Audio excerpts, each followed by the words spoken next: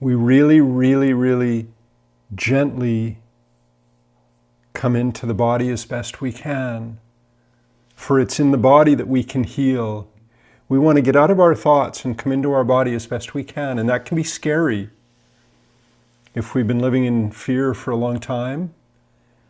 And all it sometimes takes is feeling our feet on the ground and just moving them. And that can remind us that we have a choice, that we can bring our awareness where we want it to be. And it's in bringing our awareness where we want to be that we start to walk down a new path of reclaiming our power from being lost in fear, anxiety, desire, all of these emotions.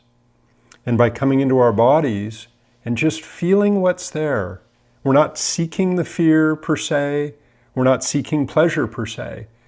We're just gently feeling the feet, the legs, the midsection, the torso, the head. We're grounding ourselves here, and we have to ground ourselves. As human beings, if we're not grounded in the body or at the breath, if it's hard to be in the body, we can just choose to come back and stay at the breath, or what we're seeing or feeling or hearing. By doing that, we start to reclaim our power. We start to choose to be where we want to be. And by be, I mean our awareness. It's so easy to be lost in fear or lost in these old patterns of stuffing emotions, of running from ourselves, of running from life. And the reality that fear is part of life. There's a lot of stuff that arises within us and outside of us that we don't want. And that's a big reason why when we slow down, come into our bodies or stay at our breath, stay anchored here, we start to let what we don't want be there and start to maneuver around it, because it's so easy, again, to get locked in resistance to fear. And it's so easy to get lost in these old patterns, these ways that we have for years perhaps met fear that aren't serving us, that aren't freeing us. And it's in slowing down, coming back to our body and our breath, that we can start to make a choice to extricate ourselves from these old patterns. And then once we've done that, we can start facing our fear, we can start meeting it. And we do that with mindfulness and with loving kindness. When fear arises and we notice it, and that's why slowing down, it helps us step away from the fear. It helps us step away from the busy mind, and it helps us remember that we have a choice. And when we slow down, and when we come into our bodies, we slowly start to create distance between this fear and our awareness. We start to observe it. And the more that we do that, the more we can start to create a healthy distance where we see that fear is something that perhaps up till now has been all-consuming. But we can start to notice by slowing down and staying grounded within ourselves that fear isn't constant. It may seem it, but there's varying degrees of fear. And then we can start to perhaps realize that if this fear isn't constant, or if it ebbs and flows, that means that it's not permanent. It's not permanent. It may seem like it, especially when it's so scary and overwhelming. But the more we're able to step back and observe the fear very, very courageously and lightly, gently, noting, okay, there's fear, and noting the quality of it. What does it feel like in the body? How does it affect our breath? This is why we come down away from the mind into the body and at the breath. And it's in this process of slowing down that we can really start to learn to pay attention to how fear affects us. How does it affect my breath? I know for me, I hold my breath if I'm feeling fearful. Like, oop. And I know my body gets tight. And it's in slowing down, coming into the body and at the breath, I can start to recognize how fear affects my body and my breath. And they're very wonderful barometers that we can use to not only regulate how something like fear affects us, but we can start to anchor ourselves there and start to perch and look at fear when it arises. And as we do so, again, we start to create a bit of a distance, an objectivity, where we see that fear isn't permanent. It ebbs and flows. It can be super intense a lot of the time, but there's other times that it's not. And when we start to see that ebb and flow, even just for a moment, part of us can start to recognize the fact that this fear isn't constant. Just like pleasure isn't constant. Nothing that arises within us or outside of us is constant. This is one of the truths of Buddhism. Everything is impermanent.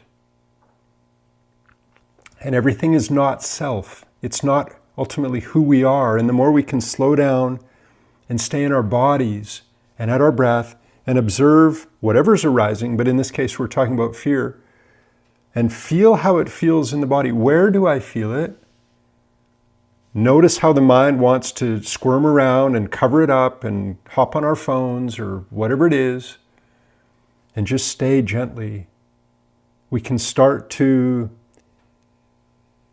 find a degree of empowerment in the face of fear, where we can note the objectivity of it, where we can note the impermanence of it, and we can really note these old patterns, these unconscious patterns of how we meet it. And on this spiritual path, it's so important to meet what is arising with a degree of acceptance. It's really hard with something like fear to do that, especially if we've been resisting it for so long.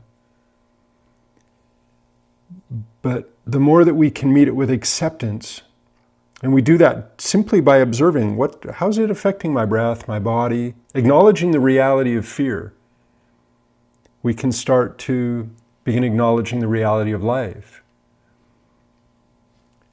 And the more we practice just slowing down and staying in our bodies and breath and noticing the fear, then we can bring in another element that's a real game changer, and that's loving kindness. This Buddhist practice that the Buddha said is half of Buddhism.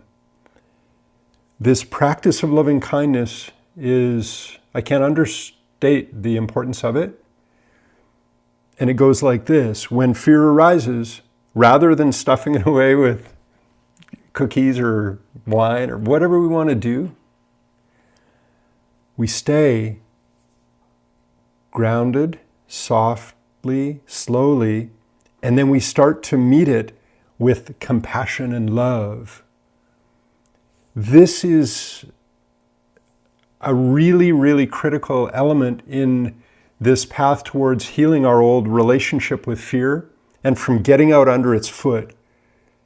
Instead of cowing to fear and covering it up, running from it in ourselves and life as it presents itself in our emotions, we can start acknowledging our emotions, and we can start meeting them, not just with sitting here watching them take us over, even as they ebb and flow. We can rise up within us.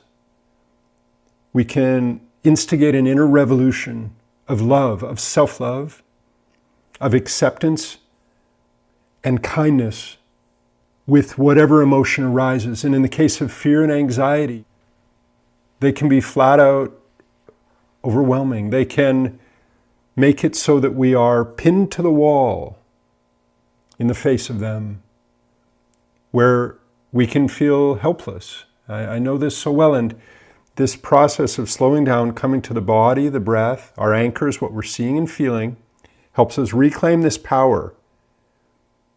And this power that we can lose so easily in these strong emotions, these old habitual patterns of fear and anxiety. And it's this act of slowing down, doing our best to stay in our bodies, noting the sensations, noting our breath, and noting as fear arises, that fear is arising, turning towards it instead of running from it, Because every time we run to the fridge, every time we buy that new pair of shoes or tidy the house because we're distracted, we're not staying open to life. We're resisting life. And the more we do that, the further away we get from the present moment. And the more that we can acknowledge fear and slow down, or any emotion, and meet it with a courageous sense of compassion. For when we're experiencing fear, we're suffering, right? And when we're suffering, we have two choices. We can either ignore the suffering and cover it up and engage in whatever modality that we choose to feel good, or we can start holding our ground,